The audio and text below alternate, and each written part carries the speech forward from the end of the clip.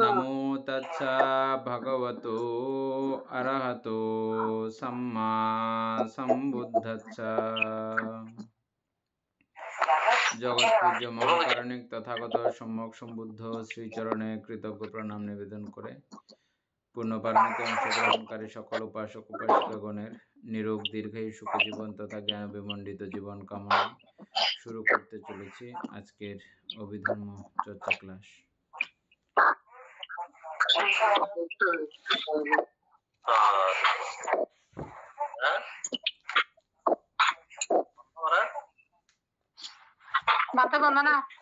মঙ্গল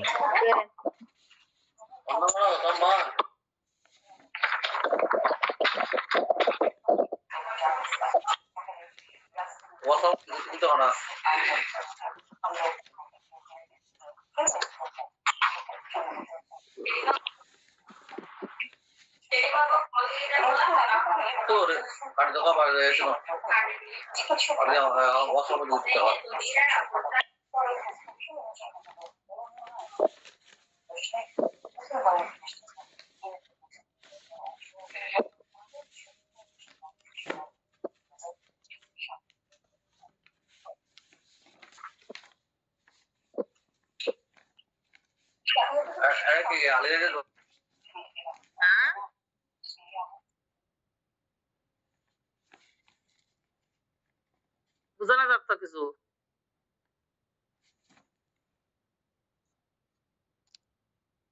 কথা কিছু বুঝানো যাক।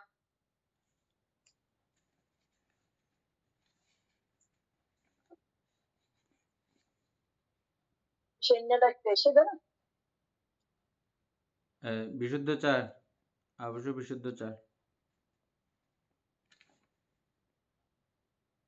বন্দনা বলতে মঙ্গলক আজকে তো নেটওয়ার্ক ভালো দেখা যাচ্ছে। তো কে জানে। আচ্ছা ঠিক আছে, তাইলে আমরা আরম্ভ করি। আমরা কালকে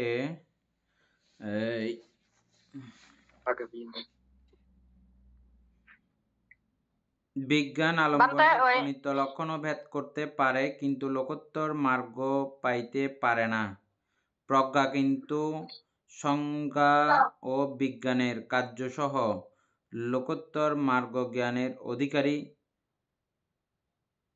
অধিকারী এবং এই প্রজ্ঞা জ্যেষ্ঠাঙ্গিক মার্গের সম্মুখ দৃষ্টি, এটা কালকে আলোচনা করেছি।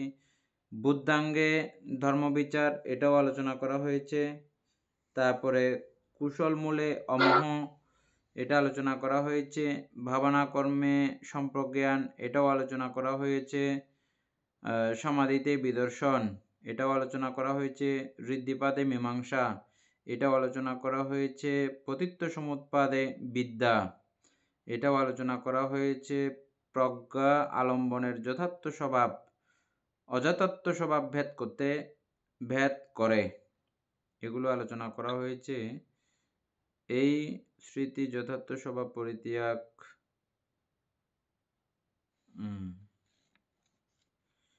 প্রতীত থাকে পর্যন্ত প্রজ্ঞা বিষয়টি প্রকাশিত করে, স্মৃতি ওই প্রকাশিত বিষয়টিকে দোবারিকে ন্যায় পাহারা দেয় এবং স্তম্ভের ন্যায় উহাতে প্রতীত থাকে। এতটুকু পর্যন্ত শেষ হয়েছে। প্রতীত থাকে, প্রজ্ঞা পথ নির্দেশ করে। এখান থেকে শুরু করলে ভালো হবে। এই বিশুদ্ধাচার,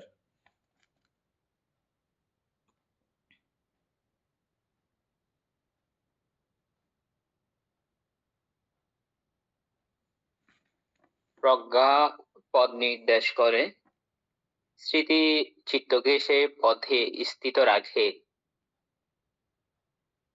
প্রজ্ঞা বলে কেশাদি অশুচি, স্মৃতি বলে তাই তো হয়েছে, এগুলো পড়া হয়েছে। তো এই প্রজ্ঞাপথ নির্দেশ করে, প্রজ্ঞায় পথ দেখিয়ে দেয় আর কি, পথ নির্দেশ করে, এইদিকে এই পথে যাও, এটা প্রজ্ঞায় দেখাই দেয়। হ্যাঁ, তারপরে স্মৃতি চিত্তকে সেই পথে স্থিত রাখে এবং সে পথে হাঁটায়, সে পথে চলায়, এটা স্মৃতির কাজ। এরকম করে মানে প্রত্যেকটা পয়েন্টে আলোচনা করে করে চলে গেলে হবে। এরপরেরটা, আচ্ছা, প্রজ্ঞা বলে কেশাদি অশুচি, স্মৃতি বলে তাই তো, অশুচি তো। প্রজ্ঞা আসলে এটা এই যে প্রজ্ঞার কথা এখানে বলা হচ্ছে যে ওটা অনেক উচ্চ স্তরের প্রজ্ঞায় আমরা বলতে পারি, যেহেতু প্রজ্ঞারও তারতম্য আছে। তো যখন প্রজ্ঞা নেত্রে আমরা দেখতে পাই যে কেশাদি অর্থাৎ শরীরের যে 32 অশুচি সম্পর্কে আমরা সবাই জানি, এই যে 32 অশুচি সম্পর্কে বলা হচ্ছে এখানে, যেহেতু কেশাদি আছে।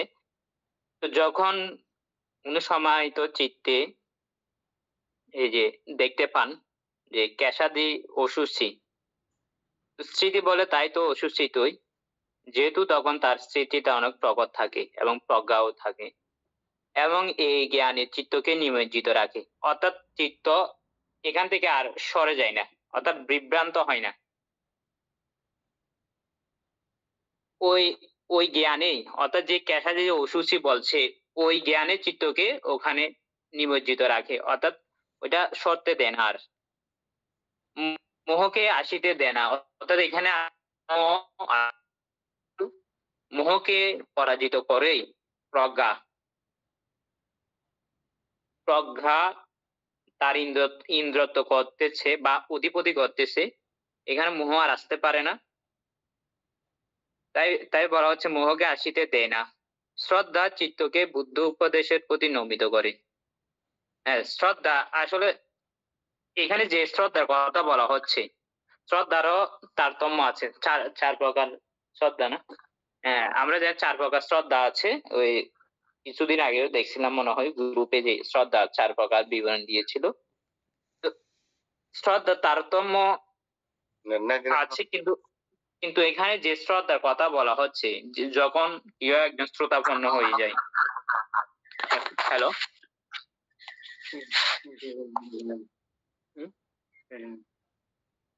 হ্যালো, হ্যাঁ, শোনা বান্ধব বোঝা যাচ্ছে। যাচ্ছে?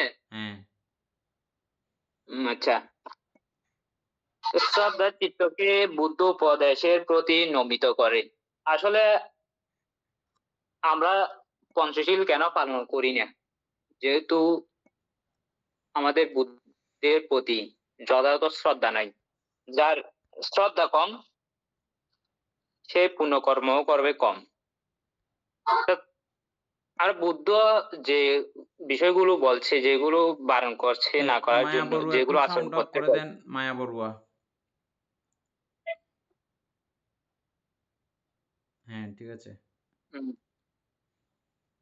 এই শ্রদ্ধা যদি না থাকে, আসলে পুণ্যকর্ম করা যায় না।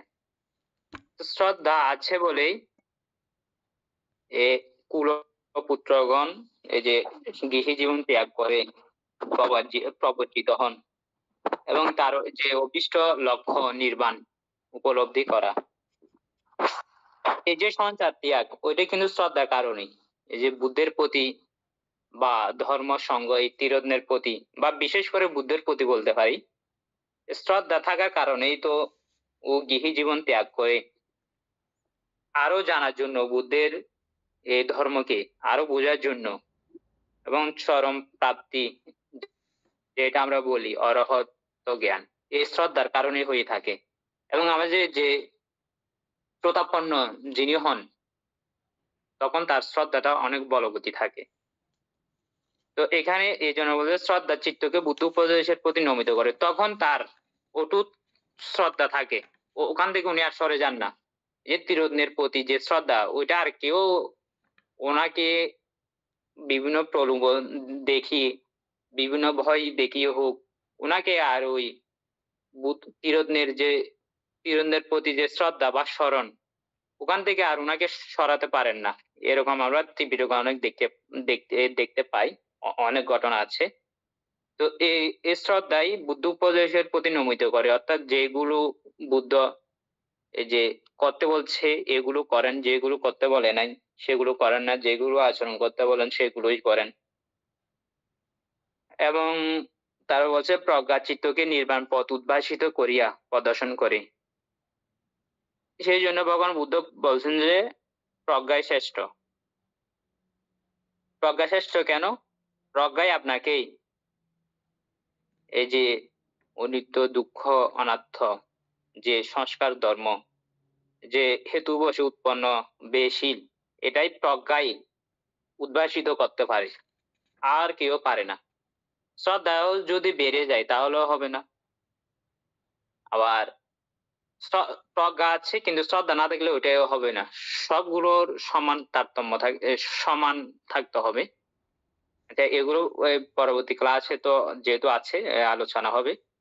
তো এই প্রজ্ঞাই শুধু এই যে সংস্কার ধর্ম যে ক্ষয়শীল, ব্যয়শীল, এই যে উদয় বিলয়শীল, এটা শুধু প্রজ্ঞাই ওইটা প্রজ্ঞা চোখে ওইটা দেখতে পাই। তো প্রজ্ঞা এমন একটি চৈতসিক যেটা আপনার চিত্তকে এই যে নির্বাণকে আলম্বন করে আপনাকে যে পরম শান্তিপথ, অর্থাৎ চরম প্রাপ্তি বা চরম মুক্তি আমরা যেটাকে বলি, সেই নির্বাণ পথ উদ্ভাসিত করে, প্রদর্শন করে। তা আপনি দেখতে পারবেন। আপনাকে কেউ বলতে হবে না যে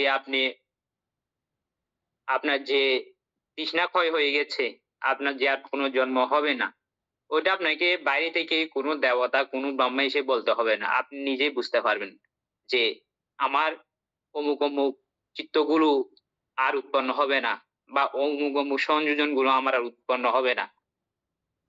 আমি এটা পরবর্তী যে যমন অধ্যায়ে আমরা ওইগুলো পাবো, বা শ্রোতাপতি মার্গ, শ্রোতাপতি এগুলো যেহেতু এগুলো অনেক আরো বিষয় আছে। আচ্ছা, যাই হোক, এ প্রজ্ঞায় আপনাকে নির্বাণ পথ উদ্ভাসিত করিয়া প্রদর্শন করবে, এবং আপনি নিজে বুঝতে পারবেন, নিজে দেখতে পারবেন না, অন্য কাউকে বলতে হবে না। এগুলো স্মৃতির চিত্তকে পদভ্রংশ পত পদভ্রংশ হইতে রক্ষা করে। অর্থাৎ স্মৃতি আপনার চিত্তকে, যে আপনি যে জ্ঞানে রয়েছেন, যে পথে রয়েছেন, ওখান থেকে আর বিভ্রান্ত করতে পারবেন আপনাকে। অর্থাৎ আপনি আর বিপদে যাবেন না।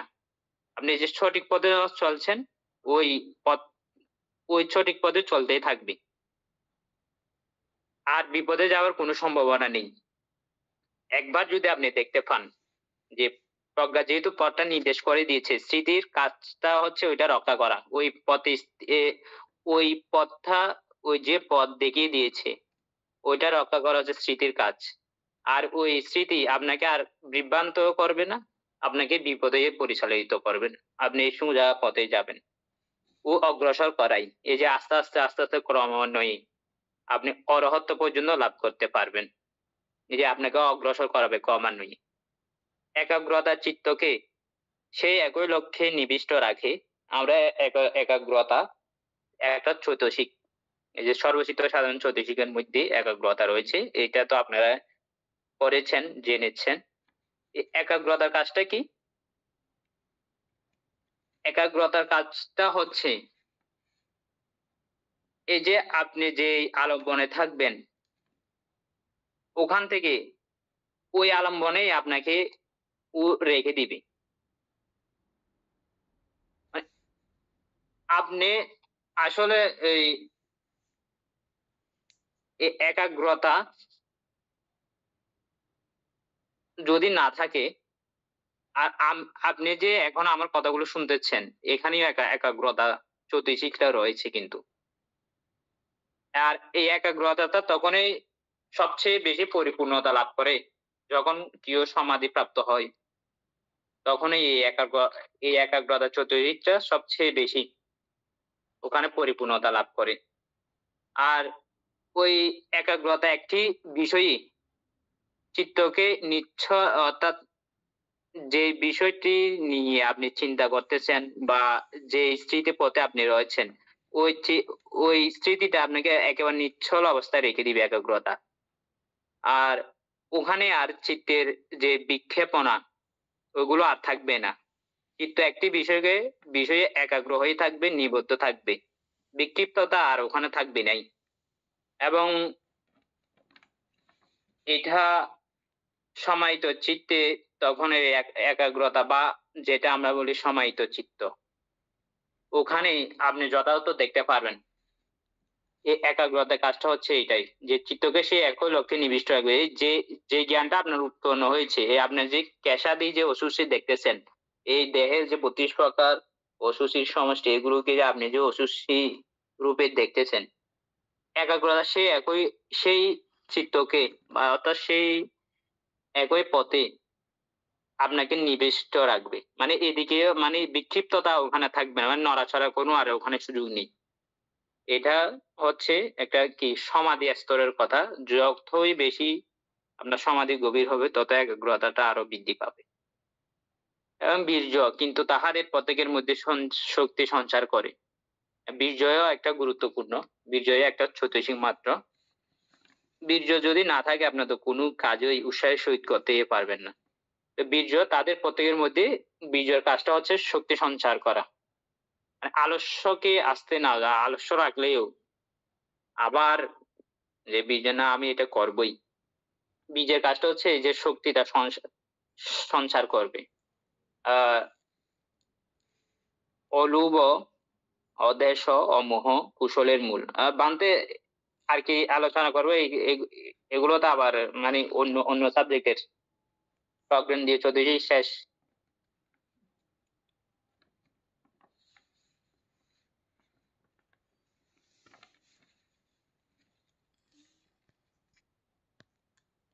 বান্তে এ, দেবেন বাবু আর আলোচনা করার দরকার আছে। লাভলি বড়ুয়া, উপাসক জ্ঞানশ্রী সিংহ, প্রজ্ঞা ইন্দ্রিয় চৈতসিক সম্পর্কে আপনাদের আগে থেকেও যা ধারণা ছিল এখন তো আরও পরিষ্কার হয়েছে। আর কোনো বিষয় আলোচনা করতে হবে এরকম পয়েন্ট করেছেন এনি? আমাদের এখানে একটা লাইন যেটা বলছে প্রজ্ঞা পথ নির্দেশ করে স্মৃতিচিত্তকে সেই পথে স্থিত রাখে। মানে এটা তো মানে এখানে যেরকম লাইন বলছে ওইরকম বলছে, আর একটু এটা যদি আর একটু স্পষ্ট করা চাই আর কি। প্রজ্ঞায় পথ দেখিয়ে দেয়। দেখো আলম্বনের মধ্যে দেখায় আর কি। প্রজ্ঞায় বলবে যে দেখো এটা ভঙ্গুর, এটা ভেঙে যাবে, এটা অনিত্য, এটা এই এই এই এই এই এই প্রকারে দুঃখ দেয়, দুঃখ উৎপন্ন করে দেয়, এবং এটাতে কোনো আত্মত্ব নাই, এটা কোনো ও ব্যক্তিগত কোনো জিনিস না। এগুলো নানান সমন্বয়ে নানান সামগ্রীর সমন্বিত একটা প্রকাশ মাত্র।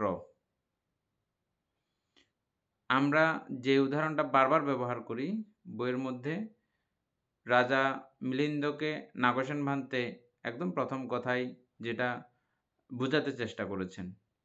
আমরা রদ রদ বলি, রদ ডাকি,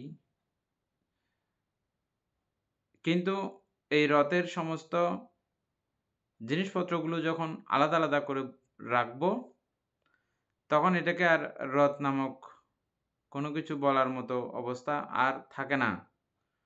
ঠিক সেইভাবে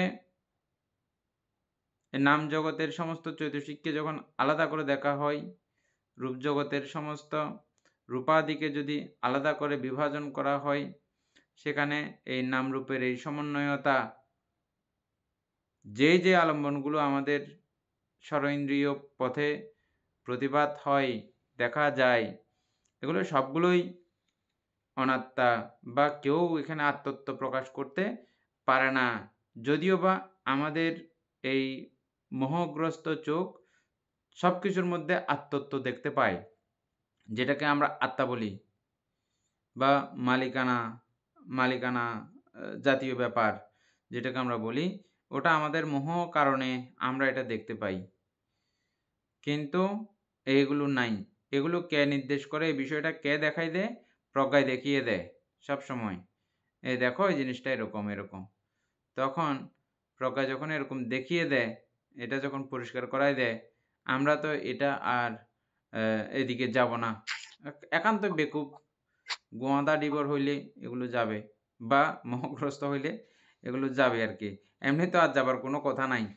যেমন আমরা উদাহরণস্বরূপ কি বলছি যে একটা গুহের মৌচাক বা মলপিণ্ড কে উত্তম কাপড় চোপড় দিয়ে গিফট পেপার দিয়ে মোড়াইয়ে রাখছে, গিফট পেপার যদি আপনি একবার দুইবার তিনবারও খুলেছেন, মহাবশত না এটাতে বোধহয় ওইটাতে মল আর কি, ওটাতে বোধহয় ঠিক থাকতে পারে, এরকম বেশ কয়েকবার আপনি খুলে ফেলেছেন, খুলতে খুলতে খুলতে খুলতে 2, 4, 5টা যখন খুলে ফেলেছেন একই সারিতে একই জায়গাতে একইভাবে রাখা এগুলো, হ্যাঁ, তখন আপনি কি করবেন, এগুলো আর পুনরায় আপনার খোলার মতো কোনো মানসিকতা আর থাকবে না। এগুলো খুললে মাত্র এখন গন্ধে আমি টিকতে পারবো না, আমার চারপাশের মানুষজনও টিকতে পারবে না। সেই হেতুতে আপনি যেমন আর ওই মলপিণ্ডগুলোকে আর যেমন খুলবেন না, ঠিক একই রূপে প্রজ্ঞা যখন এই সমস্ত আলম্বনের যথাস্বরূপ অনিত্য দুঃখ অনাত্মা দেখিয়ে দেয়, এই পথ নির্দেশ করে দেয়, তখন আপনি আর সেই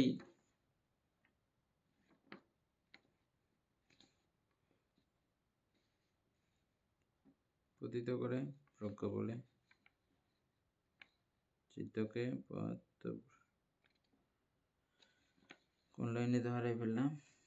তখন তো সেটা স্মৃতিতে পড়ে যাচ্ছে না এটা তারপরে হচ্ছে যে কি এটা প্রজ্ঞায় দেখাই দিল এই বিষয়টা, আর স্মৃতি ঠিক ওই বিষয়টাকে ধারণ করে রেখে দেবে।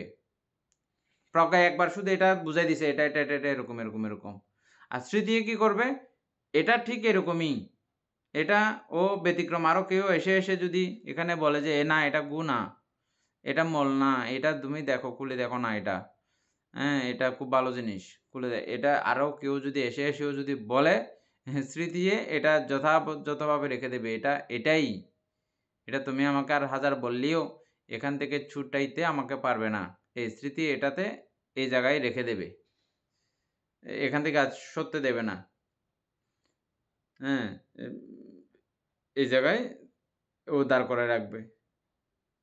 ভিন্ন জায়গাতে, আবার ভিন্ন জায়গা মানে কি, এটা নিত্য, এটা সুখ, এটা আত্মা, এরকম জায়গাতে আর স্থাপিত করাবে না, যেটা প্রজ্ঞা নির্দেশ করেছে। স্মৃতি ঠিক সেই বিষয়টাকেই ধারণ করে রাখে, এটা স্মৃতির কাজ, ওটা প্রজ্ঞার কাজ, প্রজ্ঞা করেছে স্মৃতির কাজ, স্মৃতি করে চলেছে, এটাই। আর আর কোনো লাইনের কোনো আলোচনা এনি?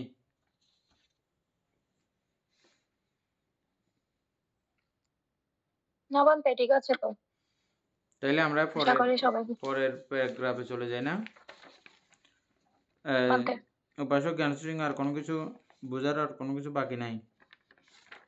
না বানতে পরিষ্কার বোঝা যাচ্ছে সবকিছু।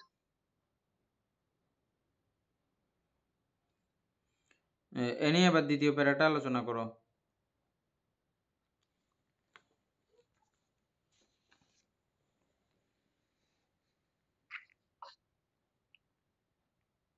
বলতে অলুপদে সমূহ কুশলের মূল,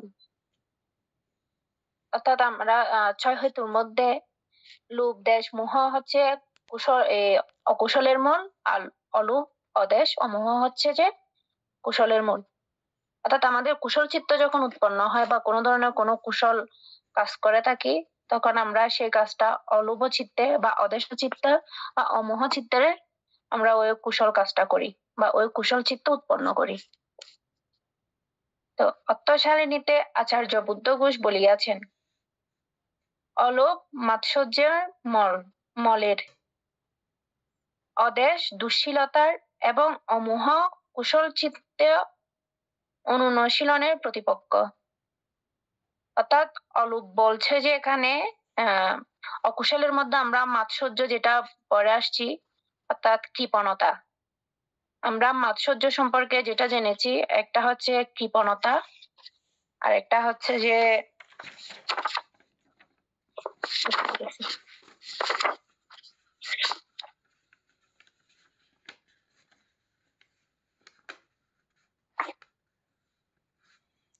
একটা বললে হবে, কৃপণতা বললে হবে, আর লাগবে না। তারপরে স্বার্থপরতা আর নীচতা, মাৎসর্যের অপর নাম, অর্থাৎ কৃপণতা, স্বার্থপরতা আর নীচতা। তো অলোভকে বলছে যে অর্থাৎ মাৎসর্যের মলের, আর অদেশ দুঃশীলতার।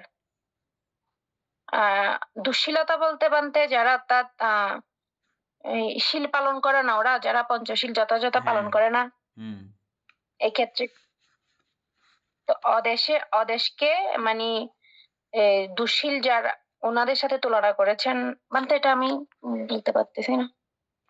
অদেশ দুঃশীলতার মানে কি এটা? অর্থাৎ আচ্ছা, অদেশ প্রতিপক্ষ মানে এগুলো অদেশ প্রতিপক্ষ। দুঃশীলতা, হ্যাঁ, তারপরে অমোহ হুম। কুশল চিত্ত অনুশীলনের প্রতিপক্ষ, এগুলো সবগুলো প্রতিপক্ষ। অলোভ হচ্ছে যে প্রতিপক্ষ, হ্যাঁ। ওই যে এই মৎসজ্জা, এটা প্রতিপক্ষ, এগুলো বিপরীত শব্দ আর কি। আমরা যে বিপরীত মানতে শব্দ পড়ছি না, বিপরীত বিষয়। হুম। তো এখানে বলছে যে অলোপ হচ্ছে দানের হেতু, অদেশ হচ্ছে শিলের হেতু, অমোহ হচ্ছে ভাবনার হেতু।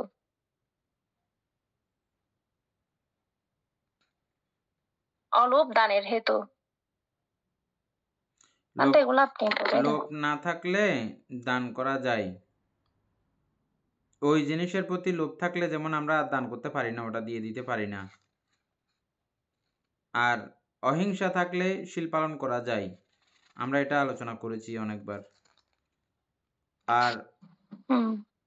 অমোহ অমোহ থাকলে, মোহিত না থাকলে তখন ভাবনা করা যায়। অমোহ মানে হচ্ছে যে এই প্রজ্ঞা থাকলেই, প্রজ্ঞার কারণে ভাবনা করা যায়, এটা ভাবনা করার জন্য কারণ বা হেতু। অলোভ দ্বারা অনধিক গ্রহণ, আমার যতটুকু প্রয়োজন তার থেকে বেশি গ্রহণ করে না, এই অলোভটা থাকলে। অদেশ দ্বারা পক্ষপাত বর্জন, যারা যেমন আমি দুজনকে কোনো কিছু ভাগ করে দিচ্ছি, আমার কারো প্রতিও বিদ্বেষ নাই, যদি এমন অবস্থা হয় তাহলে আমি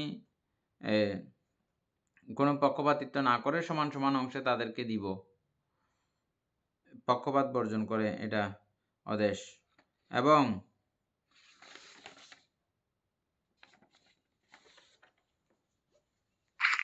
এরপরে কি আছে যে বান্তে হ্যাঁ, বন্ধনা বান্তে ওই অলোভ দানের হেতু, অদেশ শিলের হেতু, অমোহ ভাবনার হেতু। বান্তে এই কোনো উদাহরণ দিয়ে সেটা কি কোনো কিছু বান্তে বুঝে যাবে বান্তে? যেমন বান্তে আমি একটা ওই যেটা অদেশ আছে বান্তে, যেমন বান্তে এই কারো প্রতি যদি এই অদেশে সেটা বান্তে এমনি এরকম, যদি কারো প্রতি বান্তে যদি দেশ না থাকে, অর্থাৎ এই অদেশে হয়, তার প্রতি যদি মূর্তি হয়, তাহলে ওই যার প্রতি মূর্তি থাকবে, অদেশে থাকবে, তার কোনো সম্পত্তি সে হরণ করবে না, সে তাকে কোনো ধরনের ক্ষতি করবে না, এবং সে কাকে কোনো ধরনের সে ব্যভিচারও করবে না, এবং সে তাকে কোনো ধরনের মিথ্যা কথা বলবে না, বিষম বাক্য বলবে না, করগত বাক্য বলবে না। এটার মাধ্যমে তার অদর্শের হেতু আছে। এরকম দিয়ে বানতে অলোভ দানের হেতু, অমোহ ভাবনের কোনো উদাহরণ দিয়ে বানতে বোঝা যাবে কোনো আমরা যে কোনো সময় যে কোনো কিছু দান করতে গেলে ওই দানীয় বস্তুর প্রতি আমাদের একটুও যদি আকর্ষণ বা ওই দানীয় বস্তুর প্রতি অলোভ চিত্ত উৎপন্ন করতে না পারলে আমরা ওই বিষয়টা কখনো দান করতে পারি না। পারে কি? আমার 2 টাকা আছে, ওই 2 টাকার প্রতি আমি লোভ ত্যাগ না করলে, অলোভ উৎপন্ন না করলে ওই 2 টাকা আমি কখনো দিতে পারি? পারি না।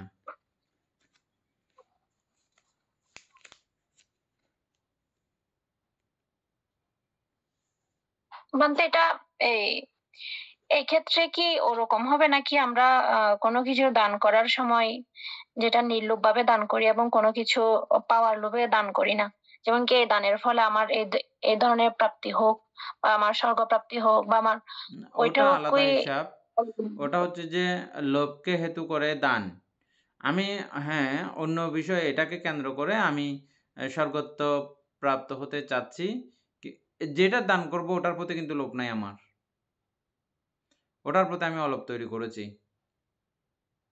বুঝা গেছে?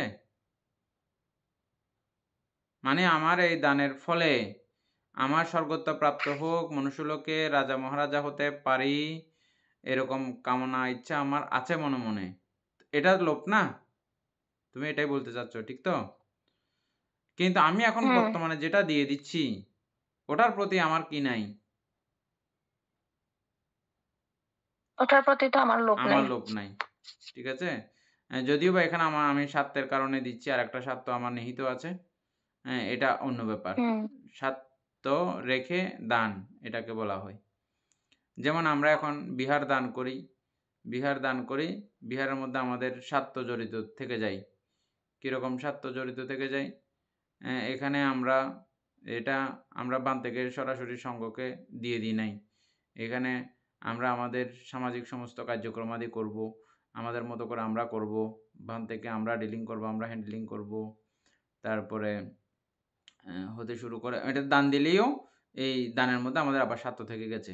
এমনি আমরা মুখে বলি যে উত্তর দিক, দক্ষিণ দিক, পশ্চিম দিক হইতে ভিক্ষু সংঘ যারা আসবে তাদের সকলের সুযোগ সুবিধা লাভের জন্য আমরা এই বিহার দান করতেছি। এটা এমনি মুখের কথা, কিন্তু কার্যত আমাদের আরেকটা উল্টো কথা। তো ওখানে আমাদের কি থেকে যাচ্ছে? স্বার্থ থেকে যাচ্ছে। যাই হোক, মূল কথা হচ্ছে যে কি, যে মুহূর্তে আমরা প্রকৃতস্থ দান করব, দান মানে দান, এটা আমি যদি ইনভেস্ট বানিয়ে ফেলি এটাকে, এটা তখন আর দান না। আমরা অনেক সময় বিহার করে যেগুলো বিহারের যে দান করে এগুলো অনেক সময় দান হয় না, এগুলো ইনভেস্ট। আমাদের মান সম্মানের জন্য ইনভেস্ট করি আমরা, আমাদের গলাবাজি করার জন্য আমরা ইনভেস্ট করি, আমার একটা সামাজিক অবস্থান তৈরি করার জন্যে আমি ইনভেস্ট করি। ওটা এক জিনিস, ওটা দান হয় না। আমাকে এদিন কি একজনে বলছে আমরা এরকম বলছি, তো এটা যখন বলছি তখন বলছে তাহলে তো আমাদের কোনো দান হয়নি, আমরা তো এটা আসলে এই কারণেই আমরা করছি, তাহলে তো এই সিস্টেম অনুযায়ী তো এটা হবে না। আমি বলছি আমি বলার দরকার না, আপনি পয়েন্টে মিলান। বলছে হ্যাঁ আমি তো পয়েন্টে মিলে দেখছি যে এটা দান হবে না, এটা আমরা এক প্রকারের ইনভেস্ট, মান সম্মান অর্জনের জন্য, আমার খ্যাতি অর্জনের জন্য, আমার 10 জনের কাছে আমি মুখ পাওয়ার জন্য, আমার একটা সমাজে কর্তৃত্ব তুলে ধরার জন্যে আমি এটা করতেছি যে, তা এরকম যদি হয় তাহলে এটা আমি হিসাব করে দেখতেছি যে আমার এতদিন যাবৎ আমরা এই বিহারে যা কিছু করেছি এইগুলো আসলে কিছু দান করি নাই।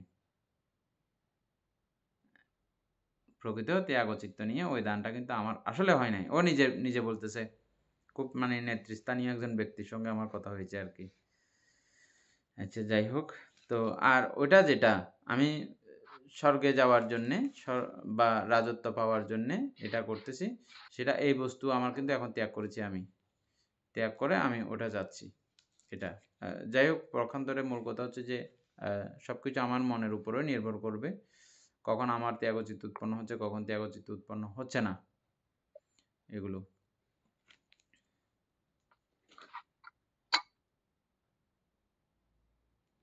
আচ্ছা তারপরে আর কি যে অদেশশীলের হেতু বানতে এটা তো মিলা যাচ্ছে, অর্থাৎ প্রাণী হত্যার ক্ষেত্রে, চুরির ক্ষেত্রে, তারপরে কামেসু, মোসাবাদা, কিন্তু সোরা মেরে এটা কেমনে মিলবে? আমি হিংসা। নিজেকে যদি হিংসা না করি, নিজের প্রতি যদি আমার মমত্ববোধ থাকে, নিজের প্রতি যদি প্রেম থাকে, নিজের প্রতি যদি অধিক পছন্দতা থাকে, আমি যদি নিজেকে খুব পছন্দ করি, নিজেকে খুব ভালোবাসি, তাহলে আমি কখনো এই মাদক দ্রব্য সেবন করে নিজেকে আহত করতে পারবো? আমিও প্রাণী নই কি? আমিও কি প্রাণীর অন্তর্গত নই? আমি আমাকে হিংসা করলাম না? আমি আমাকে দ্বেষ করলাম না? নাকি করলাম না? প্রাণীর মধ্যে আমাকে বাদ দিলে কেমনে হবে? আমিও প্রাণী তো। বোঝা গেছে? না বুঝতে যায় নাই? আমিও কি প্রাণী নই? এক। দ্বিতীয় কথা হচ্ছে যে আমি আরেকটা দিকে আমি এটা না বুঝলেও আরেকটা দিকে বলি এভাবে, যেমন হচ্ছে যে আমি মনে করতেছি যে আমার দেহ আমি ধ্বংস করে ফেলতেছি, যে তোর কি রে? একটা ছেলেকে আরেকটা বড় জনে ইয়ে করছে, মানা করছে আর কি, ওটাও বিড়গাখর, ও মানে খুব বেইজ্জত করে ফেলছে বুড়ো মানুষটাকে। আমি তো শরম পাই গেছি। টিয়া দিয়ে আয় খায়, তোমার কি হওয়া? তুমি বুড়ো মানুষ চুপ করে থাকি না পারো, দেখিলে ওকে চুপ ফিরে থাকো। বাপরে, এত বেইজ্জত করে ফেলছে মানে বলার মতো না। এরকম কিছু খুব বদমাইশ ছেলেবেলেও থাকে অনেক সময় যারা মুরব্বীদেরকে সম্মান করতে জানে না। মুরব্বীর এটা অধিকার এভাবে শাসন করা, ডাক দেওয়া। এটা মুরব্বীদের দায়িত্ব, কর্তব্য। এটা দেবে স্বাভাবিক। কিন্তু এমন কিছু মাতা-পিতার যথাযথ শিক্ষা ছোটবেলা থেকে যারা পায় না বা শিক্ষা দিতে আমরা অনেক মাতা-পিতারা ব্যর্থ হই অনেক সময়। উনাদের ছেলেবেলেগুলো এরকম আচরণ করে সম্মানীয় ব্যক্তিদের সঙ্গেও। তো ও এটা বলতো না তখন বলতো না যখন সে বুঝতো যে এই যে দেহ নিয়ে সে আছে, যে দেহকে সে ক্ষত করতেছে, ওই দেহ কিন্তু মা-বাবার থেকে শুরু করে আত্মীয়স্বজন, পাড়া প্রতিবেশী, এই দেশের প্রত্যেকটা মানুষের কোনো না কোনোভাবে এই দেহ বর্ধনের জন্য, এই দেহ বেঁচে থাকার জন্য, এই দেহকে প্রতিনিয়ত পোষণ করার পেছনে প্রত্যেকটা মানুষের এখানে একটা প্রত্যক্ষ এবং পরোক্ষভাবে একটা সহযোগিতা এই দেহে রয়েছে। সেই দৃষ্টিকোণ থেকে বিচার করতে গেলে এই দেহ সকলের। এই সকলের দেহকে আমি সকলের প্রতি হিংসা করে এই দেহকে নষ্ট, এটা একটু গভীরের আর কি। এটা খুব গভীরের দিয়ে বুঝতে হয়। কিন্তু এখানেও হিংসা আছে। আমি সকলের প্রতি মৈত্রী নাই মানে হিংসা আছে। মৈত্রী নাই মানে হিংসা আছে।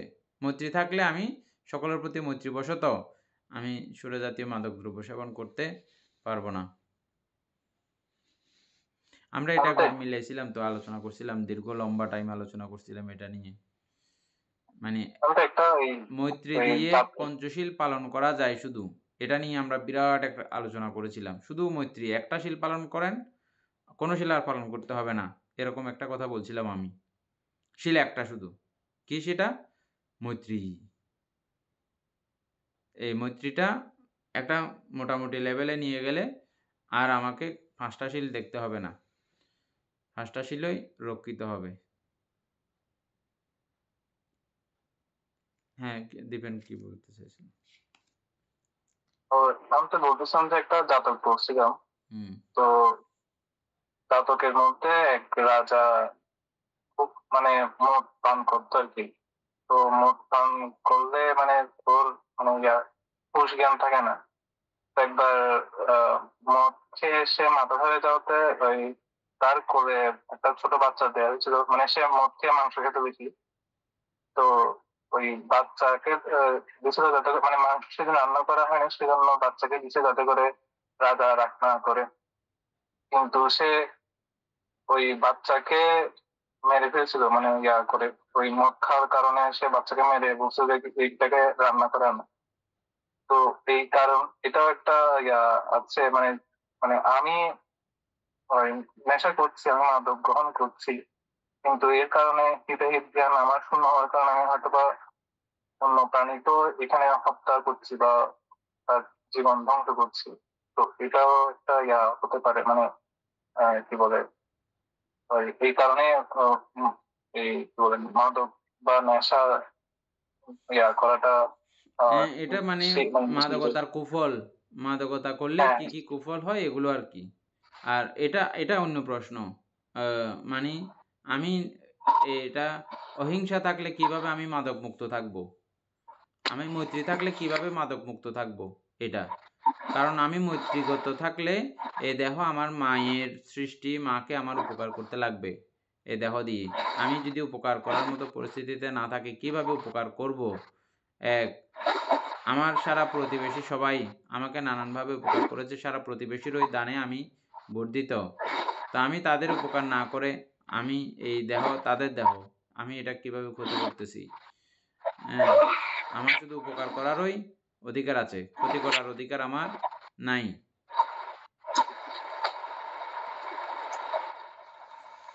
আর কোনো সমস্যা আছে নি? আর কিছু আলোচনা করতে হবে এখানে?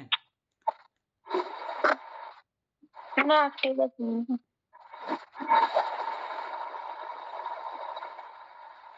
তারপর অমোহ ভাবনার হেতু।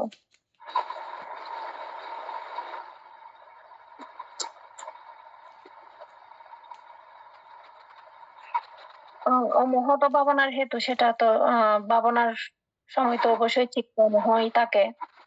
মোহগ্রস্ত চিত্তের দ্বারা কিন্তু কখনো ভাবনা এক করা যায় না।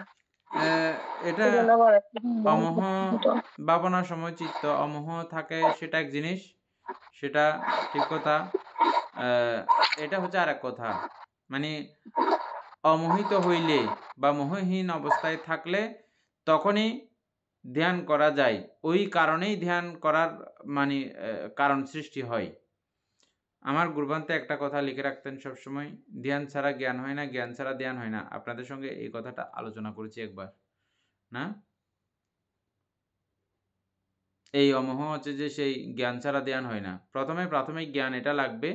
এই প্রাথমিক জ্ঞান দ্বারা আপনি অমোহ দ্বারা ধ্যান করার কারণ সৃষ্টি হবে, হেতু সৃষ্টি হবে। তারপর আবার ধ্যানে বসে আবার সেখান থেকে ওটাকে মন্থন করে নতুন জ্ঞান উৎপন্ন হবে। যেমন করে দইকে প্রক্রিয়াজাত করলে এটা আবার পরবর্তীতে ঘি মাখন হচ্ছে যেভাবে, হ্যাঁ, ঠিক একইভাবে এটাও মূল উপাদান। এটা মানে আমাদের এই যে এখন আমরা পরিয়ত্তি জ্ঞান অর্জন করতেছি, এই পরিয়ত্তি জ্ঞান ক্রমে আমরা যখন মন্থন করব, এটাকে মন্থন করার পরে এটা ক্রমে এটা শ্রেষ্ঠ প্রজ্ঞাতে রূপান্তরিত হয়।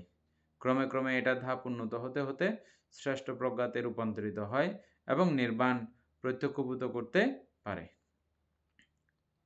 তারপরে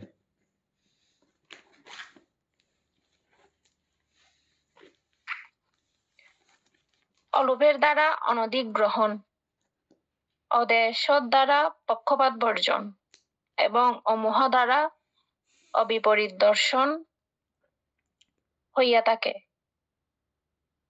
অলোভ বিদ্যমান দোষকে দোষ বলিয়া স্বীকার করে, অদেশ বিদ্যমান গুণকে গুণ বলিয়া প্রচার করে, অমোহ যথাযথ স্বভাবকে যথাযথভাবে বুঝে গ্রহণ করে ও ব্যক্ত করে। মানে অলোভের দ্বারা অনধিক গ্রহণ, হ্যাঁ অবশ্যই সেটা তো আমরা বুঝতে পারছি। অলোভের কোনো কিছুর প্রতি যদি আমাদের লোভ না থাকে, তাহলে সেটা কিন্তু আমরা মানে যতটুকু প্রয়োজন ততটুকু গ্রহণ করব, এর চাইতে বাড়তি কখনো গ্রহণ করব না। আর অদেশ দ্বারা পক্ষপাত বর্জন, এটা তো বললাম না, আমি দুইজনকে কোনো কিছু ভাগ করে দিচ্ছি, তো আমার দুইজনের প্রতি কোনো জনের প্রতি আমার হিংসা নাই, তা আমি ওটা ভাগ করার সময় একদম সমান সমান করে দিব না।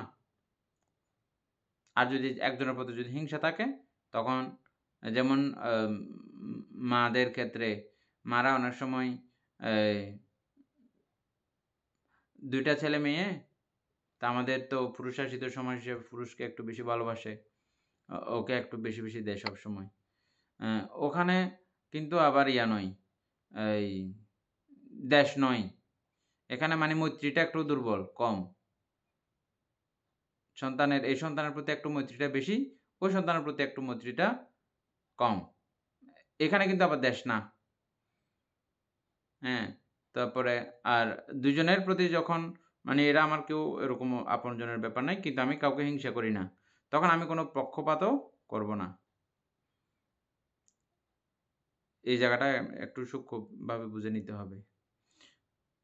মৈত্রী একটা, হিংসা আরেকটা। ওক্ষেত্রে মানে বললে হবে না যে মানে মা আমাকে হিংসা করতেছে, এটা বলা যাবে না। আমাকে একটু কম ভালোবাসতেছে এটা বলা যাবে, আমাকে হিংসা করতেছে এটা বলা যাবে না। হিংসা করলে দেবেই না, হিংসা করলে দেবেই না, হ্যাঁ। তবে এটা উচিত না। অনেক মায়েরা এটা করেন, অনেক দাদু ঠাকুমারাও এটা করেন। ছেলেকে একটু বড় চোখে চাওয়া, মেয়েকে একটু ছোট চোখে চাওয়া, অনেক সময় মেয়েকে বড় চোখে চাওয়া, ছোট চোখে চাওয়া। অনেক সময় আমাদের মাদের ক্ষেত্রে আরেকটা বেশি ইয়া থাকে, এগুলো অনেক সময় মাতৃত্ব গুণ হারাই ফেলে, তারা জানে না। মানে যে ছেলেটা একটু টাকা বেশি ইনকাম করে ওই ছেলের প্রতি একটু ভালো নজর, যে ছেলেটা একটু টাকা ইনকাম কম করে ওই ছেলেটার একটু যে ছেলেটা একটু বুদ্ধিমান, জ্ঞানী, প্রজ্ঞাবান, ওকে বেশি বেশি করে, ওকে করে। এগুলো কিন্তু মাতৃত্ব গুণের হানি হয়। এগুলো করা ঠিক না, বুদ্ধমতে এগুলো উচিত না। হ্যাঁ, সমদৃষ্টি, মা মানি মা, সকল সন্তানের জন্য সমান অধিকার বা সমানভাবেই দৃষ্টিকোণ রাখা ভালো। বান্তে হুম এখানে বান্তে ওই অদেশের দ্বারা পক্ষপাত বর্জন, এটা বান্তে বিচারের ক্ষেত্রে বান্তে সেম হবে না বান্তে? হ্যাঁ, সেম হবে। ওই যে বিচার আর কি, আমি একটা জিনিস ভাগ করতেছি, ভাগ করে দিচ্ছি দুজনকে, মীমাংসা করে দিচ্ছি।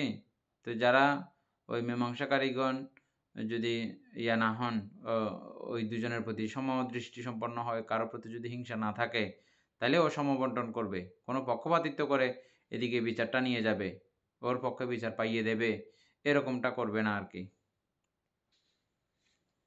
তারপরে বান্তে এটা এখানে বলছে যে পক্ষপাত বর্জন, হুম ওইদিকে বলছে যে শিলের হেতু।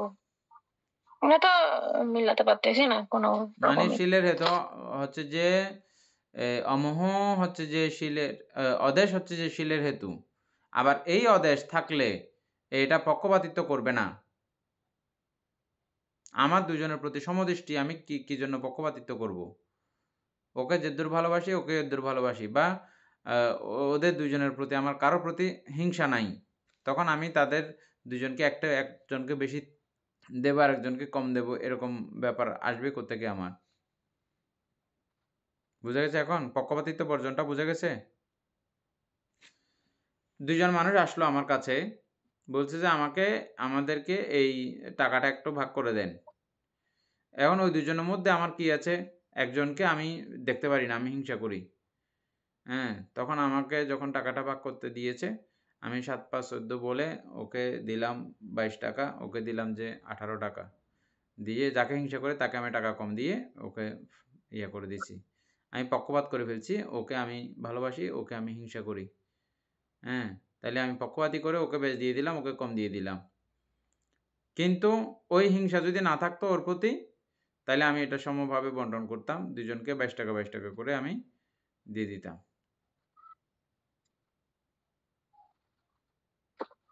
এখনো বোঝা যায় নাই না? পক্ষপাত নাই আর কি এখানে। হিংসা না থাকলে পক্ষপাতিত্ব করে না। হ্যাঁ, এটা তো বুঝলাম পক্ষপাত বর্জন, সেটা হ্যাঁ, মানে অদেশ দ্বারা বর্জন, এটা তো বান্তে একদম ক্লিয়ার হচ্ছে। হ্যাঁ। কিন্তু এই পক্ষপাত বর্জনের সাথে ওই যে এই শিলের যেটা, ওইটা এখানে অদেশটা উপরে বলেছে যে প্রথমে বলছে যে শিলের হেতু। আচ্ছা, মানে তো এই জায়গাতে শিলের কেন হেতু আসছে কথাটা মানে? হ্যাঁ, আচ্ছা, এই জায়গায় কেন শিলের আসছে? হেতু বেশ পক্ষপাত বলতে।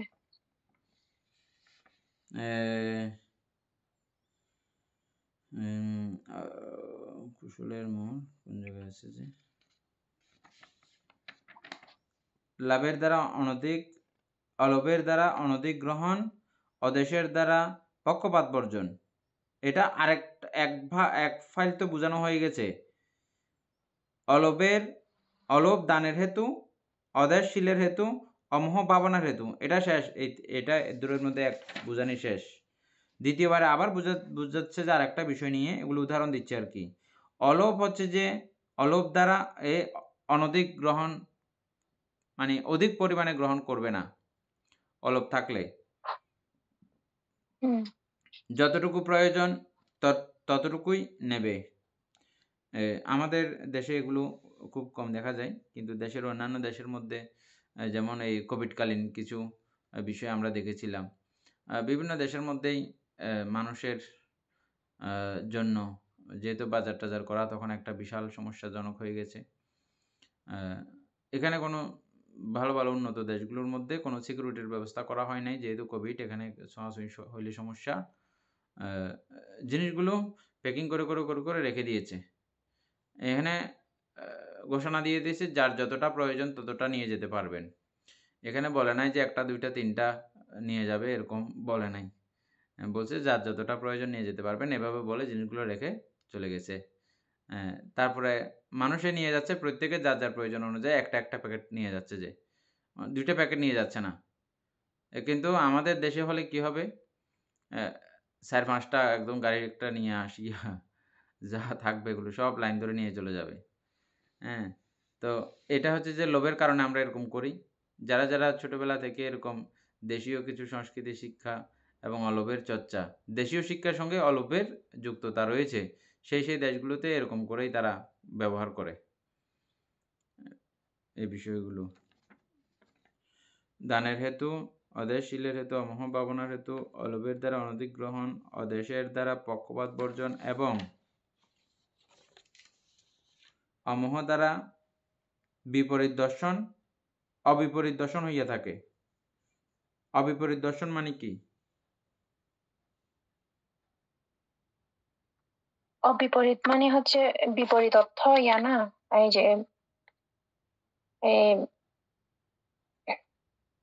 বিপরীত তো মানে বিরুদ্ধ, আর অবিপরীত মানে অবিরুদ্ধ, ওরকম হবে না? অবিপরীত দর্শন মানে হচ্ছে যে অনিত্যকে সে অনিত্যই বলবে, দুঃখকে দুঃখই বলবে, অনাত্মাকে অনাত্মাই বলবে। কখনো সে সুখ বলতে যাবে না, আত্মা বলতে যাবে না, নিত্য বলতে যাবে না। এই অমোহ অবিপরীত দর্শন হইয়া থাকে অমোহ দ্বারা।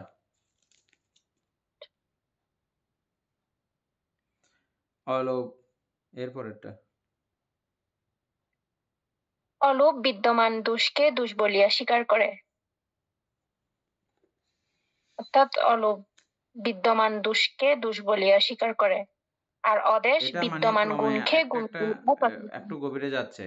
আমার মধ্যে যদি লোভ না থাকে, এই এই মানসিকতা নিয়ে, এই চৈতসিক নিয়ে, তখন আমার মধ্যে যদি দোষ থাকে, এগুলো আমি দোষ বলে স্বীকার করব। এটা যারা অলোভী তারা এগুলো স্বীকার করতে পারে, আর যারা লোভী তারা এই নিজের দোষটাকে দোষ বলে মানবে না, উজ্জৈত্যামি করবে, গেঁড়ি ডক্টরামি করবে, বুঝছেন না? তো গেঁড়ি ডক্টরামি করতে গিয়ে অনেক সময় নানান বিপত্তির সৃষ্টি হয়। ঘরের মধ্যেও লোভ বেশি থাকলে তখন এটা স্বীকার করতে চায় না, মেনে নিতে চায় না আর কি। অদেশ বিদ্যমান গুণকে গুণ বলিয়া প্রচার করে।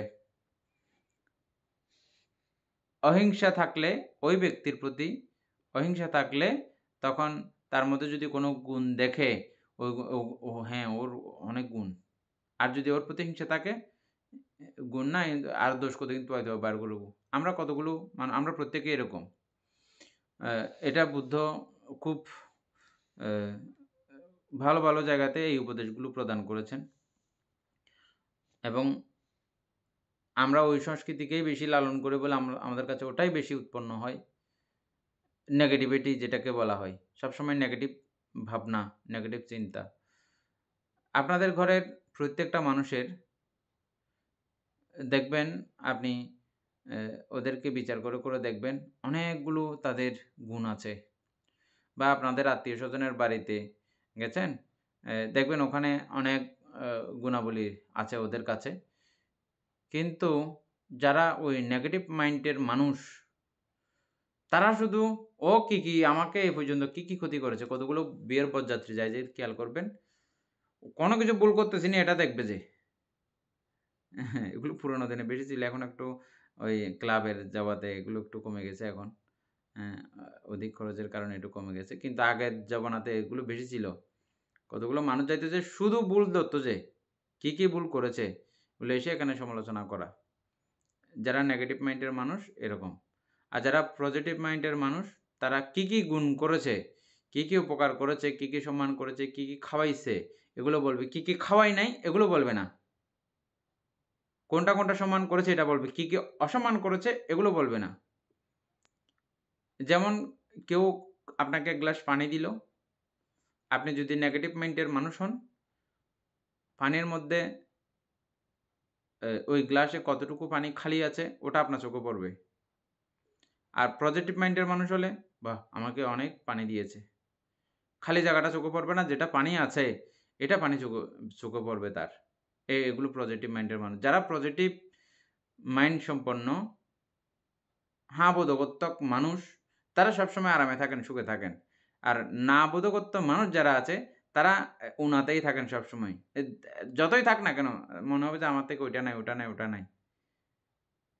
এটা আপনারা ভেবে চিনতে কোনটা ভালো হবে এটা চিন্তা করে আমরা এভাবে করব। শুধু আপনাদের জন্য বলছি তা নয়, আমাদেরও সেম অবস্থা। যতক্ষণ পর্যন্ত আমরা সেই মার্গ পর্যন্ত উপনীত হতে পারি না, ততক্ষণ পর্যন্ত আমাদের প্রত্যেকের দৃষ্টিভঙ্গি বদলালে জীবন বদলে যায়। শুনেছেন কথাগুলো না? এগুলো হচ্ছে দৃষ্টিভঙ্গি। আপনি সবসময় আছেকে দেখুন। যেটা নাই, নাই, নাইকে নিয়ে আপনি পড়ে থাকতেছেন কেন? আছে যেটা, সেটাকে নিংড়ে অবস্থান করুন। সেটাকে বেশি অবস্থান করুন। যেটা নাই সেগুলো নিয়ে আস্ফালন আপনার। হ্যাঁ? কোন জায়গাটা বলছিলাম যে, অদেশ বিদ্যমান গুণকে গুণ বলিয়া প্রচার করে। অমোহ যথাস্বভাবকে যথাযথভাবে বুঝে। এটা আগেও বলা হয়েছে। অমোহ স্বভাব এটাই। বুঝে, গ্রহণ করে ও ব্যক্ত করে ও বুঝবে, গ্রহণও করবে এবং অপরকেও সেটা ব্যক্ত করে। অলোভের প্রিয় বিচ্ছেদ দুঃখ। বলতে হুম। এই আরেকটু কষ্ট করে এই আরেকটা লাইনটা একটু বললে ভালো তো। বিদ্যমান দোষকে দোষ বলিয়া স্বীকার করে।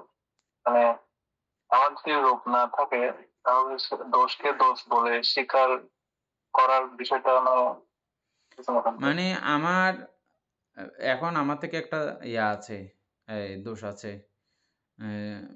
যেকোনো দোষ আছে আরকি। তা আমি যদি আমার সম্মান লোভী হই আমি, এটা বললে স্বীকার করলে আমার সম্মান নষ্ট হয়ে যাবে। সম্মান লোভ আর কি এটা? এটাও লোভ না? তা আমি যদি অলোভী হই, আমার সম্মান যা লেগে যাক গে, আমি তারপরেও লোভহীন থাকবো আমি। আমি লোভকে আমার মধ্যে জায়গা দিব। এগুলো খুব সূক্ষ্ম কিন্তু একদম, অতি সূক্ষ্ম। আমাদের ভিক্ষু শিক্ষার মধ্যেই এগুলো মানে বিরাজমান। হ্যাঁ? এই একদম মনের গভীর থেকে এগুলো বের করে ফেলে দেওয়া। হ্যাঁ? এটাকে ওই যে আমাদের করণীয় সূত্র আমরা সবসময় আবৃত্তি করি, যেটা মানুষের বাড়িতে এবং ভিক্ষুও দেরকে এটা বুদ্ধ নির্বাণ সূত্র হিসেবে ব্যাখ্যা করেছেন। একটা জায়গাতে থাকতে পারতেছিল না যে বলছে, "যাও তোমরা আজকে থেকে করণীয় সূত্র পাঠ করো সেখানে।" থাকতে পারে। সাক্ষ্য উজুসা সুজুসা। একেবারে উজু, সুজু, ঋজু, কোন রকমের কুটিলতাহীন। একটু কুটিলতা থাকলে সেটাকেও বলে প্রকাশ করে দেওয়া। একটু কুটিলতা থাকলে সেটাও বলে প্রকাশ করে দেওয়া। একেবারে নির্বাণ যেতে হলে এক ফোঁটা এক বিন্দু কুটিলতা থাকলে হবে না। এটা কুটিলতা আর কি। ভিক্ষু বলে কথা নয়। নির্বাণ যাইতে যে চাইবে, ওর সমস্ত কুটিলতা, সমস্ত গোপনীয়তা ও করে ফেলতে হবে। কোনো গোপনীয়তা ওর থাকে না। আর এটা কিছুদিন চর্চা করতে, করতেও আর এরকম গোপন কোনো কিছু আর থাকেও না। কিছুদিন চর্চা ১ম এটা না, আমি এটা কিভাবে বলবো, এটা কিভাবে বলবো? বলতে একসময় সবকিছু যখন বলা হয়ে যায়, কিছুই আর বাকি থাকে না। একদম সোজা সহজ সরল হয়ে যায়। আর কোনো রকমের ফ্যাঁচ ওনার থাকে না। আন্তরিকভাবে যখন এই ফ্যাঁচগুলো চলে যায়, ওনার মুখমণ্ডলও পুরো ফ্যাঁচ মুক্ত হয়ে যায়। হ্যাঁ? আমাদের যে এখন একটু কথা বললে একটু ফেঁচি হয়ে যায় মুখটা, ওই ভিতরের এই সমস্ত গুট্টিগাট্টার কারণে। বুঝা গেছে এখন? অলপ কিভাবে এই বুঝছি।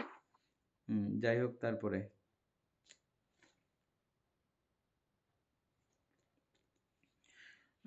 তারপরের লাইন হচ্ছে যে অলোভ প্রিয় বিচ্ছেদ, অলোভের প্রিয় বিচ্ছেদ দুঃখ, অদেশের অপ্রিয় সমাগম দুঃখ, অমোহের ইচ্ছা বিঘাত দুঃখ জন্মে না।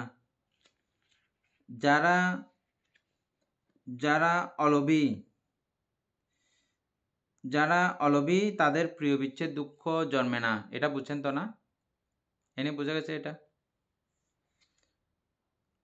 আমার থেকে ওই বিষয়ের প্রতি কোনো লোভ নাই। ওই ব্যক্তির প্রতি কোনো লোভ নাই। ওই ব্যক্তি হারিয়ে গেলে, নষ্ট হয়ে গেলে, ভেঙে গেলে, মরে গেলে আমার ওখানে কোনো দুঃখ উৎপন্ন হবে?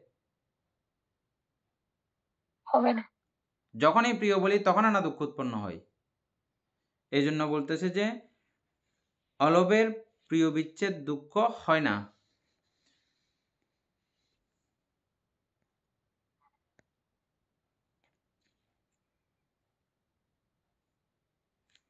অদেশের অপ্রিয় সমাগম হয় না। অর্থাৎ যারা হিংসাহীন মানুষ ঘরের মধ্যে যে আসবে আসুক, বা গ্রামে যে আসবে আসুক, উনি যদি অহিংসক হন, হিংসা না থাকে, যে আসবে আসুক, ওনার কোনো রকমের ইয়া নাই, এই অপ্রিয় সংযোগ যেটা বলি, অপ্রিয় সংযোগ দুঃখ বলি না আমরা, ওনার তো অপ্রিয় নাই। হিংসা থেকে অপ্রিয়তার জন্ম হয়। আমি হিংসা করতে পারি না কাউকে, আমার এই অপ্রিয় সংযোগ, অপ্রিয় সমাগম দুঃখ হবে কি? হবে না। এই জন্য বলা হচ্ছে যে অদেশের অপ্রিয় সমাগম দুঃখ আসে না, হয় না। অমহের বান্তে হ্যাঁ বান্তে ওই যে 1 নম্বরটা অলুপ মধ্যে তো অদেশ দিয়েছে, তারপর 3 নম্বর দিয়েছে অমোহ। তো আমি মানে এখানে দিয়েছে অলুপের প্রিয় বিচ্ছেদ দুঃখ, এখানে যদি অমোহের প্রিয় বিচ্ছেদ দুঃখ, আর এই অলুপটাকে যদি এই নিচের লাইনে নিয়ে আসি যে অলুপের ইচ্ছা ব্যাগত দুঃখ জন্মে না, তাহলে মনে হয় মানে মিলে যাচ্ছে কথাটা। কিন্তু এই যে অলুপের প্রিয় বিচ্ছেদ, কিন্তু এখানে মানে দেখা যাচ্ছে যদি মোহ থাকে, কারোর প্রতি যদি মায়া থাকে, মমতা থাকে, সে যদি বিচ্ছেদ ঘটে, তখন তো সেখানে দুঃখ উৎপন্ন হবে। তো এখানে লুভ না হয়ে তো অমোহ হবে, অমোহের প্রিয় বিচ্ছেদ দুঃখ। আর ঠিক 3 নম্বর প্রশ্নটা যেটা অমোহ দিয়েছে, সেখানে যদি অলুভ হতো, তাহলে অলুভের ইচ্ছা ব্যাগত, অলুভ যে লোভী ব্যক্তি তার সবসময় অমুক ইচ্ছা থাকবে। তো সেখানে অলুভের ইচ্ছা ব্যাঘাত, ইচ্ছা বিঘাত দুঃখ জন্মে না। তো ওই জিনিসটা মানে জিনিসটা আমি দেখতেছি যে অলুভের না হয়ে যদি অমুহের হতো, উপরেরটা প্রিয় বিচ্ছেদ দুঃখ, যেটা যদি মোহ থাকে, মায়া থাকে, তাহলে প্রিয় বিচ্ছেদ দুঃখটা মানে থাকবেই। আচ্ছা, খুব মজার কথা। এটা আপনি না বললে আমার মনেও আসতো না, হয়তো আলোচনা করা হইতো না। এই অমোহ থাকলে, যাদের কাছে অমোহ আছে তাদের কাছে এই ইচ্ছিত বস্তুর বিঘাত দুঃখ এটাও আসবে না, এবং অপ্রিয় সমাগম দুঃখ এটাও আসবে না। অমোহ থাকলে যেমন লোভ আসতেও পারবে না, লোভ আসার জায়গাও নাই, এটার দরজা খুলে দেয় যে মোহ, বুঝছেন? তো সুতরাং অমোহ থাকলে এগুলো কোনো কিছুই আসার কোনো উপায় নেই। শুধুমাত্র ওই বিষয়টা বাদ দিয়ে শুধুমাত্র যদি বলেন যে কি আপনি অলোভ যদি বলেন, এই অলোভীর ব্যক্তির কাছে এই প্রিয় বিচ্ছেদ, এই দুঃখটা উৎপন্ন হবে না। প্রিয় বিচ্ছেদে আমরা সবাই দুঃখ পাই না? আমাদের প্রিয় জিনিস ভেঙে গেলে, প্রিয় জিনিস মরে গেলে, প্রিয়জন মরে গেলে দুঃখ পাই না? না, ওইটা তো মোহ থেকে উৎপন্ন হয় সেই জিনিসটা। হ্যাঁ, মোহ থেকে তো হবেই, মোহ থেকে তো হবেই। লোভের সঙ্গে মোহের আন্তরিক নিবিড় সম্পর্ক আছে, সেটা আমরা কোথায় পড়ে আসছি যে চিত্তর মধ্যে। লোভচিত্ত দ্বিহেতুক পড়ছিলাম না আমরা? দ্বিমূলিক, দ্বিহেতুক, লোভ এবং মোহ। দেশচিত্ত দ্বিহেতুক, লোভ দেশ এবং মোহ পড়ছিলাম না আমরা? মানে আসলে ওইটা জিনিসটা আলগা আলগা মানে করে দিয়েছে, তো সেই জন্য মানে আলগা একটু আলগা প্রবলেম করে দিয়েছে হচ্ছে আমরা যে একটু বোঝার জন্য। এটা তো বোঝানোর জন্যই, এটা অর্থ কথা তো একটু ভেঙে ভেঙে বোঝার জন্য এটা বলে দিয়েছি একটার আর সঙ্গে কি। একটা মিল আছে, যে প্রিয় বিচ্ছেদ দুঃখ যেটা অমোহের সাথে তো হবেই, তো সেটাকে অমোহকে একদম সেপারেট করে দিয়েছে ইচ্ছার সাথে। এটা আমি আলোচনা করতেছি। ৩ নাম্বারটা আলোচনা করলে আরেকটু ক্লিয়ার হবে। আমি এই ২ টা আগে ঠিক রাখেন। কোন ২ টা? যাদের কাছে লোভ নাই তাদের কাছে প্রিয় বিচ্ছেদ দুঃখ উৎপন্ন হয় না, এটা প্রমাণ করে দেখেন এটা ঠিক আছে কিনা এমনি কথাটা। অন্যটা পরে মিলাইতে যাইয়েন। এটা ঠিক আছে কিনা আগে দেখেন। আপনার ঘর আপনার প্রিয়, এই ঘর ভূমিকম্প হয়ে ভেঙে গেছে, তখন আপনি দুঃখ পাবেন। এই ঘর আপনার এটা তো প্রিয় মানে না। বস্তুর ক্ষেত্রে ঠিক আছে, কিন্তু যদি মানুষের ক্ষেত্রে ভাবি, মানুষের ক্ষেত্রেও সেম। একজন মানুষের ক্ষেত্রেও আপনার বউ আপনার অপ্রিয়। আপনি বহুত আগে থেকে চেষ্টা করতেছেন যে যদি কোনো রকম মরতো জীবনে শান্তি পাইতাম। যদি মরে যায়, যে নাচানাচি করবেন, মানুষের সামনে নাচবেন না। রুমের মধ্যে গিয়ে উয়া নাচ। কেন? আপনি চাচ্ছেন যে অনেক আগে থেকে এমনি মারলে তো কেস, ফাঁসি, জেল বহুত কিছু হয়ে যাবে। কোনো রকম নিজে, নিজে মরে গেছে। জাস্ট উদাহরণ দিলাম, কেউ খারাপ পাবেন না। হ্যাঁ, মজার ছলে অনেক সময় এরকম বলে ফেলতেছি। যাই হোক, এরকম ইয়া না। এরকম আমরা যেগুলো চাই যে কি মরে যাক, এগুলোতে আমাদের কোনো দুঃখ থাকে না বা এটার প্রতি আমার কোনো আকর্ষণ একদম নাই। এগুলো মরে গেলে, হারিয়ে গেলে, ধ্বংস হয়ে গেলে আমার কোনো দুঃখ উৎপন্ন হবে না। হবে কি? না। হবে না। এটাই। এটা এই কথাটা শুধু প্রমাণিত হয়েছে তো?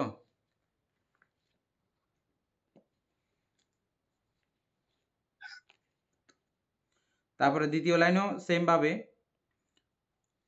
আপনি কারো প্রতিও হিংসা করেন না। যে মানুষ আসবে আসুক না। আপনার তো এটা অপ্রিয় সংযোগ দুঃখ যেটাকে আমরা বলি ওইটা হবে না।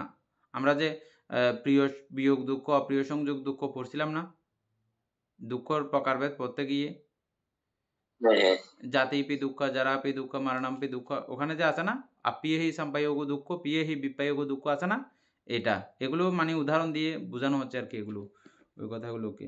আর অমোহের ইচ্ছা বিঘাত দুঃখ জন্মে না। ইচ্ছা বিঘাত দুঃখ কি? যা যা কিছু ইচ্ছা করে, যা যা কিছু ইচ্ছা করে ওগুলো না পাওয়ার স্ফীত বস্তুর অলাভজনিত দুঃখ, ইচ্ছা বিঘাত দুঃখ। এনে বুঝা গেছে? আমরা লাস্টে আছে না স্ফীত বস্তুর অলাভজনিত দুঃখ আছে না? যারা অমোহ, বানতে লোভী ব্যক্তির কাছে তো ইচ্ছাটা বেশি থাকে বানতে। আমি বলতেছি স্ফীত বস্তুর অলাভজনিত দুঃখ, যাদের এই অমোহ সুগঠিত হয়ে গেছে তারা এই অমোহের কারণে অনিত্য দুঃখ অনাত্মা আকারে সব কিছু চিনতে গিয়ে কোনো চাহিদা তাদের থাকে না। আর চাহিদা যেহেতু নাই, চাওয়া যেহেতু নাই, সেহেতু ওনার ওই দুঃখ আসার কোনো কারণ আছে? উনি চাচ্ছেই না, চানই না কোনো কিছু। না চাইলে আবার দুঃখ করতে আসবে? চাইলে না, না পাইলে দুঃখ আসবে যে আপনার কাছে। আপনি চান না তো, অমোহ কারণে আপনি চান না ওটা কোনো কিছু আর চান না। না চাইলে ওই না পাইলে আবার দুঃখ কিসের? আপনি এমনিও চান না, না আসলেও কোনো দুঃখ আসবে কি আপনার?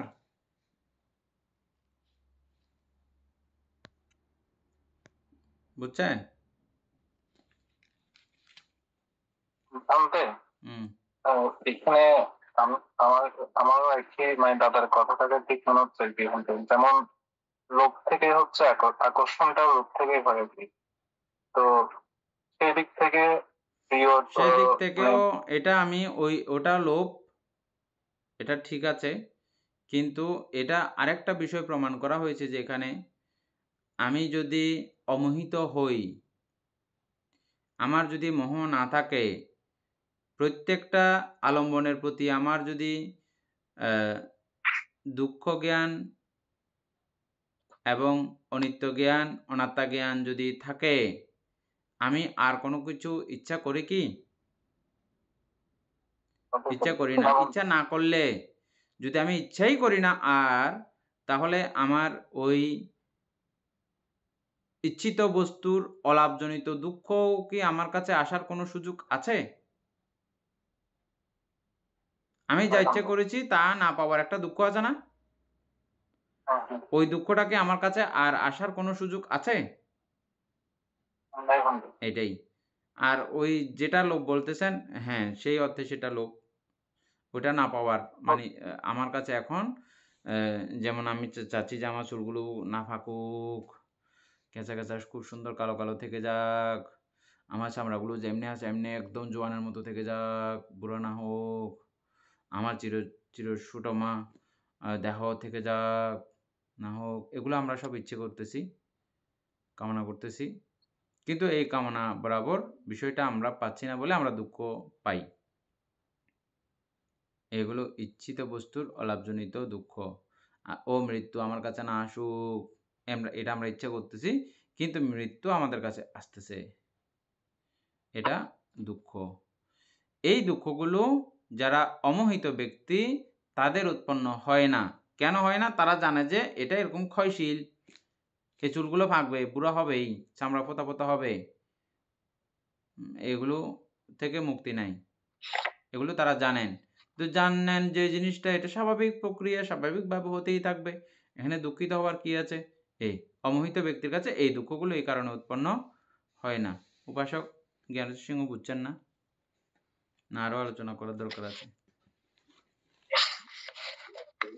ঠিক আছে বানতে করতে হবে।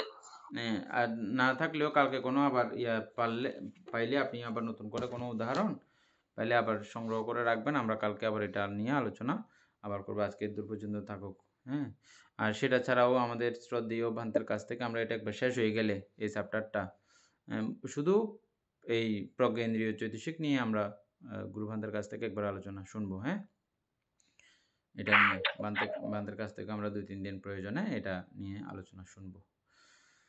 সদ্ধর্মপ্রাণ প্রিয় উপাসক। হ্যাঁ, বানতে এটা আসলে আমাদের অনেক সময় হয়ে যায় যে একটু সমস্যার মধ্যে পড়ি যে মানে লোভচিত্তটা কেন প্রথমে আসলো, কারণ আমরা কোনো আলম্বনের প্রতি কিন্তু প্রথমে মোহিত হই, মোহিত হওয়ার পরে তারপরে সেটা আমরা লোভগ্রস্ত হই, এরপরে সেটা না পেলে আমরা আমাদের মধ্যে দেশচিত্ত উৎপন্ন হয়। তাহলে যে মোহটা প্রথমে যদি চলে আসে তাহলে ওইটা মানে সবগুলা মিলে যায়। এখন ওই যে লোভটা আগে শেষে লেখা, দিয়ে লোভচিত্ত আগে দেওয়ার পিছনে আমরা একটা পড়া পড়ছিলাম এই যে ইয়ার মধ্যে, এটা কিসের মধ্যে, এই অভিধর্ম অর্থ সংগ্রহের ভূমিকার মধ্যে একটা কথা পড়ছিলাম। লোভচিত্ত আগে কেন লেখা হয়েছে? আমরা প্রথম যখন চিত্ত প্রথম চিত্ত যখন উৎপন্ন হয়, এই প্রথম চিত্তটা লোভচিত্ত, যেটা হ্যাঁ কে ইয়া বলা হয় আর কি, ভবাঙ্গ বান্ধব এটা ভবনিকন্তি। ভবনিকুন্তি। ভবনিকন্তি। এই ভবনিকুন্তিটা হচ্ছে যে এটা লোভচিত্ত। এটার কারণে এটাকে কেন্দ্র করে এই লোভচিত্তগুলো আগে লেখা হয়েছে। হ্যাঁ আগে পরে যে কোনো সময় হতে পারে, কিন্তু মোহ তো সবসময় আছে, এটা তো আলোচনা করাই হয়েছে। হ্যাঁ,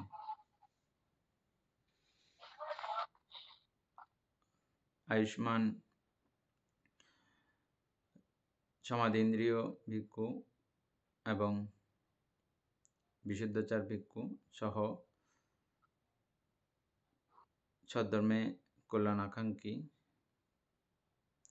সদ্ধর্ম পরায়ণ দায়ক দায়িক উপাসক উপাসিকা বৃন্দ, এতক্ষণ যাবৎ আমরা অভিধর্ম চর্চা করেছি।